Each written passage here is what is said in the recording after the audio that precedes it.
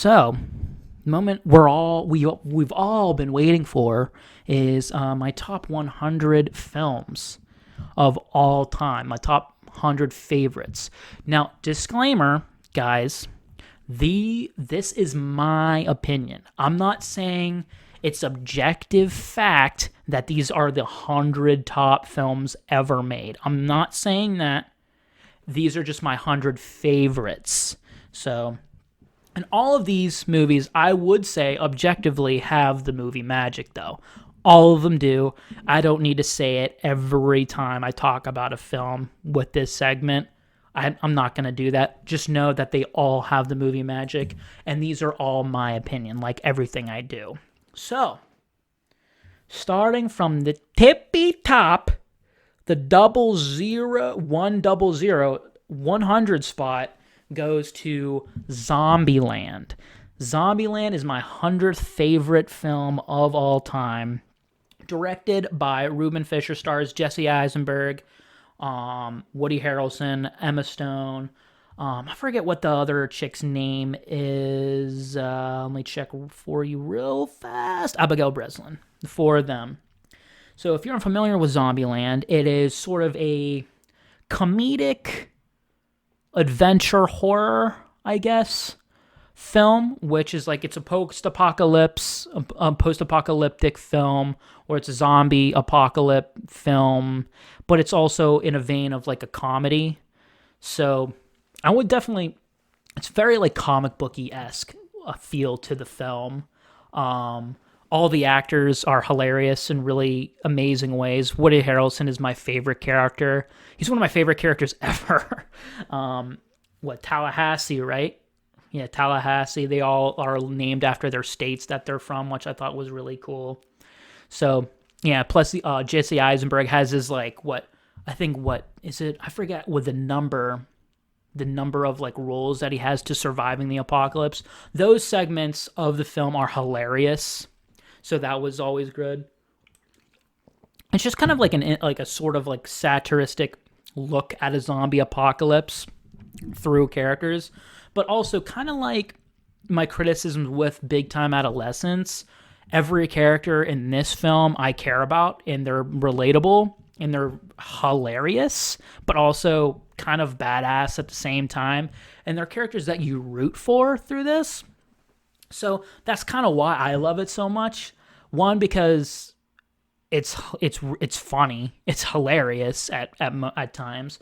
Also, kind of heartwarming at other times too. It gives you kind of a look into where a lot of people around them have lost their humanity and now are zombies, but they haven't. They haven't lost their humanity, and that's always a really cool aspect to explore with zombie apocalypse movies or TV shows like The Walking Dead, of exploring, humanity and how humanity would deal with a situation like this. And this is no different. I mean, it's just a more hilarious version of 28 Days Later or The Walking Dead. So, yeah, I haven't seen the sequel to it, but I'm probably not going to, because I feel like it would soil it a little bit, because I didn't hear good things about it, the Zombieland Double Tap. But Zombieland is really great, and it cheated up there into the top 100. I was thinking about putting something else here, but yeah. Could it rise or could it drop out of my top 100 in the future? I could see it dropping out, but I don't know. It might be, because Rear Window was so good, so I might actually put that in there inevitably. But I have to give Rear Window some time, man. So yeah, definitely it could potentially rise as well if I watch it again.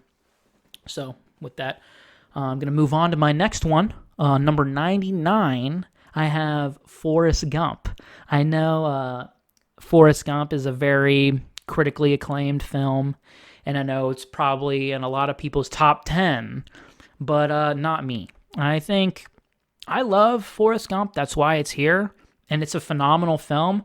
But I think it's a little overrated. So, I love it still. I still really love it, and I still get teary-eyed every time I watch it. Tom Hanks is phenomenal.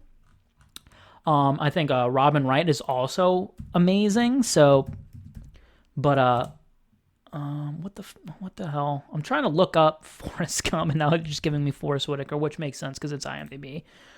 But yeah, 1994 it came out. Damn, it's a while ago, man.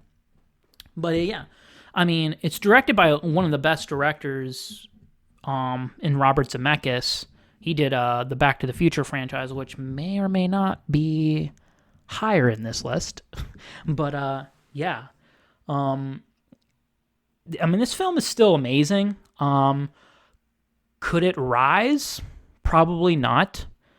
Could it drop out of my top 100? It definitely could be, because it could drop out.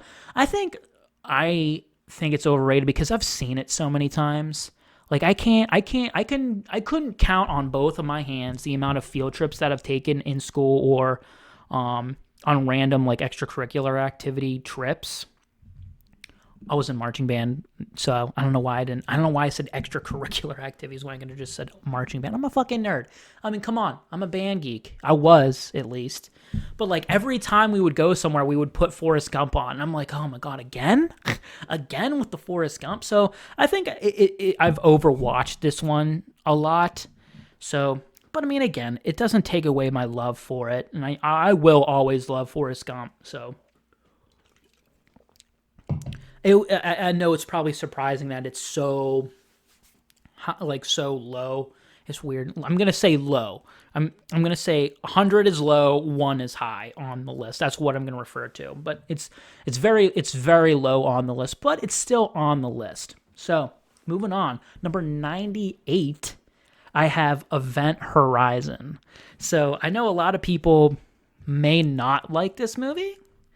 Kind of like Forrest Gump. Forrest Gump, everyone is familiar with Forrest Gump. Everyone knows what Forrest Gump is. Maybe not everyone knows what Event Horizon is. Came out in 1997. It's one of the my most memorable cosmic horror films I've ever seen.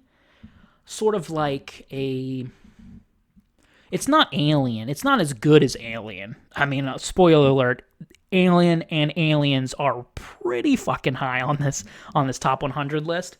But I mean, this one's number 98, mainly because of just how kind of a disturbing it is. And cosmic horror has always kind of been like my thing, like dealing with space, horrors in space. And if you aren't familiar with this film, it's directed by Paul W.S. Anderson. It stars Lawrence Fishburne, Sam Neill, the guy from Jurassic Park, as well. It stars the guy who played Lucius Malfoy in the Harry Potter movies. He's in it. There's a couple other actors that are pretty recognizable that are in this one. But Paul W.S. Anderson, it's not Paul Thomas Anderson, it's Paul W.S. Anderson. He is most notably known for the Resident Evil movies. Also, he directed Mortal Kombat too, which is actually, I think that film gets a little too much hate. But anyway, sort of like this one. Not a lot of people like Event Horizon. I'm looking at the Metascore right now. It's a 35. But I love it. I love the film. I think it's one of those films you either love it or you hate it.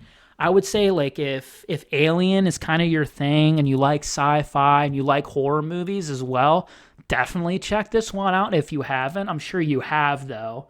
But I love this film. I think the acting is very underrated. I think Lawrence Fishburne's amazing in it. And I think Sam Neill is also amazing. And just the tone and I think the direction is really very underrated. I think it really disturbs me whenever I watch it. And because of that, I love science fiction and I love horror movies, so it's a perfect film. It's a perfect combination for me. I will say the effects are pretty dated. So this one probably could fall out of my list. But I'm kind of like not wanting to bump it out of my list just because the film is so divisive and a lot of people hate it. So I kind of just want to keep it in here just for that, for that reason. So yeah, I mean, a couple of like memorable moments is like the very end with Sam Neill, and he has a bunch of like scars on his face. Like that one is. I don't want to spoil too much about the film because I don't think a lot of people have seen this one, and I think they should. Whether you like it or you don't, I mean, it's very disturbing. Again, that whole the whole blood orgy thing is kind of fucked up as well. You don't see anything, guys. Relax. You don't see a lot, I guess, but it's like a video that you see, but that's what's going on, and it's pretty fucked up, but really great, and it's creepy, and it's disturbing, and it's in space, and it's the shit. So, number 97, I'm going 500 Days of Summer. So, if you're unfamiliar with this one, this is actually a romantic comedy. I think it's probably the only romantic comedy on this list, I believe. I could be lying. I'm pretty sure it is, though. Romantic comedies aren't my genre, but I'm not, not gonna watch it though. I mean, it doesn't draw me away, the genre. So it's directed by Mark Webb. He's notably done The Amazing Spider-Mans, which you could give them, you can take them. I mean, it's kind of one of those like, they're fine. But it stars Zooey Deschanel and Joseph Gordon-Levitt. Joseph Gordon-Levitt plays a guy who's in love with a girl, but it's about like how the girl's kind of like an off and on, like not really sure about Joseph Gordon-Levitt's character romantically. Definitely as a friend. So that's kind of what it deals with, just like not coping with rejection. Like wondering, like it's sort of like a breakup type of movie as well. So I think it's an incredibly relatable film. It's very well directed. There's a lot of really interesting type of moments. Like right when Joseph Gordon-Levitt's character like gets a date with Zooey Deschanel's character. Like there's this whole like musical number, like in his, clearly it's like in his mind. They're like, it's like a whole musical, and he's like dancing. He's really happy, which I thought was really cool. It's like, oh, we're awesome. Like this is sick. I got a date with like a girl who's perfect for me, and she likes all the same things and all that stuff. But also over time, it's kind of like just because she's into the same things as you are doesn't mean you're a perfect match. Or, the feeling's very mutual. There's also another scene that I thought was highly relatable, especially to me, is when, even after the relationships, they've been separated for a bit, he gets invited to a party, one of her, like, house parties. I forget the reason why, but he gets invited, and he thinks that they're going to, like, rekindle their past relationship because he's still in love with her. And so he goes to this party, and then the screen like splits, and it says expectations, like his expectations in his mind, what was going to happen, and reality, what really happens.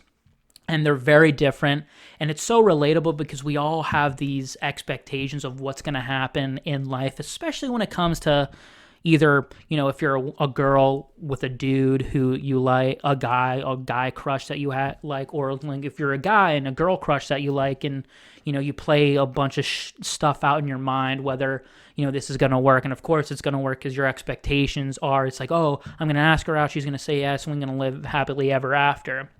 But in reality, that doesn't happen. That rarely happens. And I thought that was really cool. That made me love the film. Like, I really liked it, but just the relatability of the film makes me love it. So, romantic comedies don't do that a lot with me, and this one is one of the different ones, and I think it's a little smaller and more like indie type of feel to it.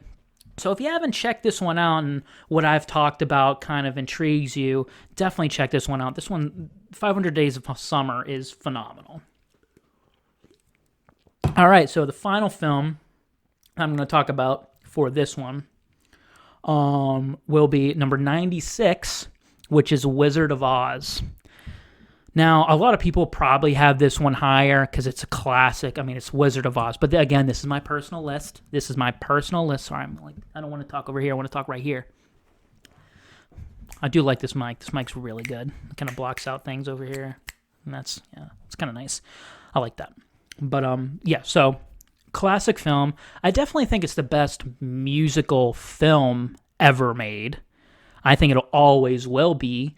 I mean, just the whole, like, again, yeah, it's one of those films where you have to look back at the time, especially with the whole topic of colorization in film, which was really cool because it starts out with black and white, and as soon as they go into, the world of, Oz or whatever, it goes into color, which I thought it's perfect. It was a perfect decision by the filmmakers, and it has one of the greatest musical numbers ever by one of the greatest singers. I think. I mean, it's amazing. I mean, the Wizard of Oz is, again, it's low on my list, but I mean, it's one of the greatest. I will acknowledge that it's one of the greatest, films ever made. I mean, Judy Garland is the shit. I mean, come on now. You can't not love her. So, yeah. Definitely one of the greatest. It is the greatest musical of all time. Will it rise in my top 100? It's possible. It's definitely possible if I watch it again. I haven't watched it in so long, but I mean, yeah. I mean, you all know what The Wizard of Oz is, so I don't need to describe it to you. I'm only going to do that for films that I think are a little bit more obscure or a lot of people haven't seen it. But I mean, if you haven't seen The Wizard of Oz, watch The Wizard of Oz. It's pretty phenomenal, and it is critically acclaimed for a reason, and it's considered one of the greatest films of all time for a reason. So, I mean, it's considered one of the greatest musicals of all time. So that's why they, made it in a movie. Or I think it was originally just a movie. So, and then it was turned into a musical. I don't know. I could be wrong with that. I mean, again, it's number 96, so it's not like one of my most top films of all time, but makes the top 100. So, yeah. That's it, guys. That's the top 100. Well, it's not the top 100, but it's the first 5. It's number 100 through 96 in my top 100. I'm probably going to be doing that probably every episode until I get to number 1. I don't know. It depends what I have for each episode, whether it's a packed episode and I, don't want to talk. I don't have time to talk about it because I want to kind of keep these around an hour, and I don't want these episodes to be abnormally long, like a Why I Love episode. So, but I'm probably gonna have the time to do it.